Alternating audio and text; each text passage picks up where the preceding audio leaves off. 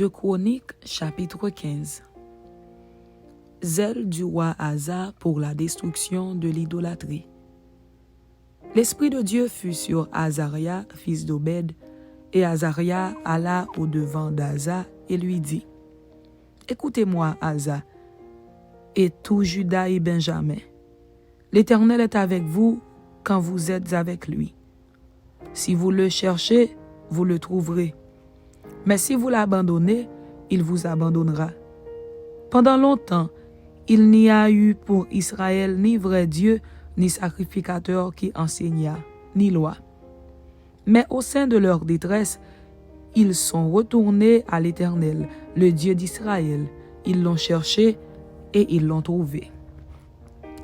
Dans ces temps-là, point de sécurité pour ceux qui allaient et venaient, car il y avait de grands troubles parmi tous les habitants du pays.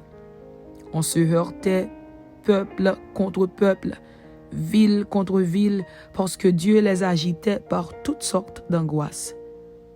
Vous donc, fortifiez-vous, et ne laissez pas vos mains s'affaiblir, car il y aura un salaire pour vos œuvres. » Après avoir entendu ces paroles et la prophétie d'Obed, le prophète, Asa se fortifia et fit disparaître les abominations de tout le pays et de Juda et de Benjamin et des villes qu'il avait prises dans la montagne d'Éphraïm. Et il restaura l'autel de l'Éternel qui était devant le portique de l'Éternel. Il rassembla tout Juda et Benjamin et ceux d'Éphraïm et de Manassé et de Siméon qui habitaient parmi eux. Car un grand nombre de gens d'Israël se joignirent à lui lorsqu'ils virent que l'Éternel, son Dieu, était avec lui. Ils s'assemblèrent à Jérusalem le 3e mois de la 15e année du règne d'Asa. Ce jour-là, ils sacrifièrent à l'Éternel sur le butin qu'ils avaient amené 700 bœufs et 7000 brebis.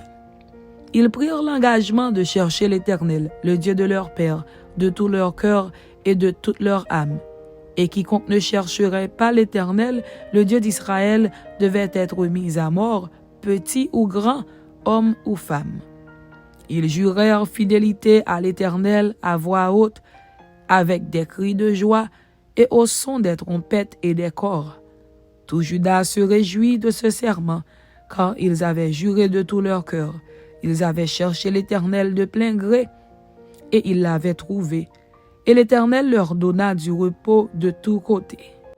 Le roi Asa enleva même à Maaka, sa mère, la dignité de reine, parce qu'elle avait fait une idole pour Astarté. Asa abattit son idole, qu'il réduisit en poussière, et la brûla au torrent de Cédron. Mais les hauts lieux ne disparurent point d'Israël, quoique le cœur d'Asa fût en entier à l'Éternel pendant toute sa vie. Il mit dans la maison de Dieu les choses consacrées par son père et par lui-même, de l'argent, de l'or et des vases.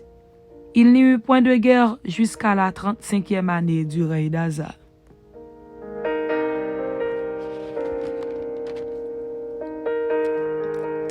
Deux Chroniques, chapitre 16.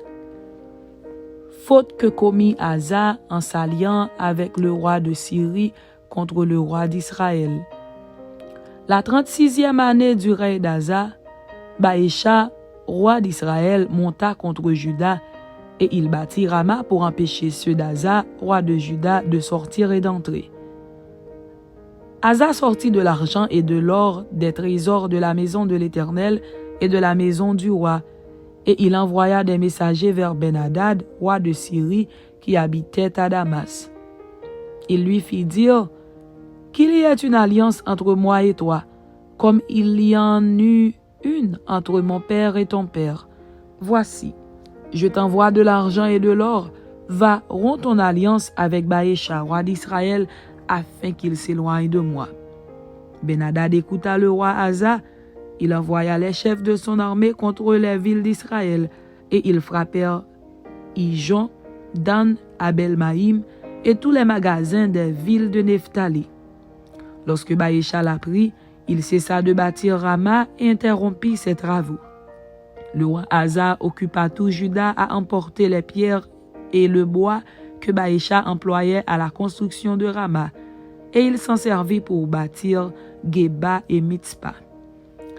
Dans ce temps-là, Anani, le voyant, alla auprès d'Asa, roi de Juda, et lui dit, « Parce que tu t'es appuyé sur le roi de Syrie, et que tu ne t'es pas appuyé sur l'Éternel, ton Dieu, l'armée du roi de Syrie s'est échappée de tes mains. Les Éthiopiens et les Libyens ne formaient-ils pas une grande armée avec des chars et une multitude de cavaliers? Et cependant l'Éternel les a livrés entre tes mains parce que tu t'étais appuyé sur lui. Car l'Éternel étend ses regards sur toute la terre pour soutenir ceux dont le cœur est tout entier à lui. Tu as agi en insensé dans cette affaire, car dès à présent tu auras des guerres. » Asa fut irrité contre le voyant, et il le fit mettre en prison, parce qu'il était en colère contre lui. Et dans le même temps, Asa opprima aussi quelques-uns du peuple. Les actions d'Asa, les premières et les dernières, sont écrites dans le livre des rois de Juda et d'Israël. La 39e année de son règne, Asa eut les pieds malades au point d'éprouver de grandes souffrances. Même pendant sa maladie, il ne chercha pas l'Éternel, mais il consulta les médecins. Asa se coucha avec ses pères et il mourut la 41e année de son règne. On l'enterra dans le sépulcre qu'il s'était creusé dans la ville de David. On le coucha sur un lit qu'on avait garni d'aromates et de parfums préparés selon l'art du parfumeur, et l'on en brûla en son honneur une quantité très considérable. Amen.